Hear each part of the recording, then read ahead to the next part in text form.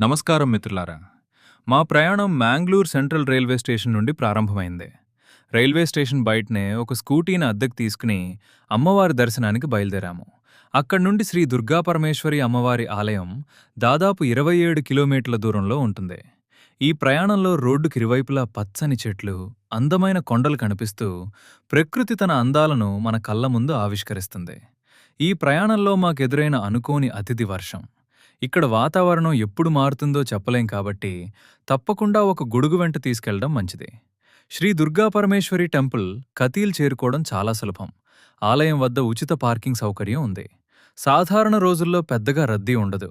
అయితే పండుగలు, ప్రత్యేక సందర్భాల్లో భక్తుల రద్దీ ఎక్కువగా ఉండవచ్చు.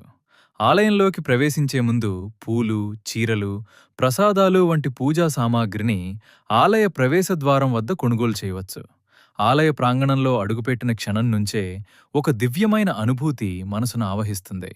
అమ్మవారి సన్నిధిలో ఉన్న ఆ ప్రశాంతత, ఆధ్యాత్మిక శక్తి ప్రతి భక్తుడికి మరపురాని అనుభూతిని కలిగిస్తుంది.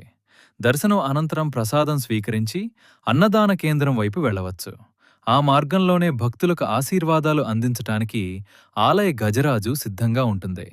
గజరాజు ఆశీర్వాదాలు తీసుకున్న తర్వాత అన్నదాన కేంద్రానికి చేరుకుంటాం. అక్కడ భక్తులందరూ వరుసగా కూర్చునుంటారు. సేవకులు ఎంతో ప్రేమతో, భక్తితో అన్నప్రసాదాన్ని వడ్డించడం చూడటం హృదయాన్ని తాకుతుంది.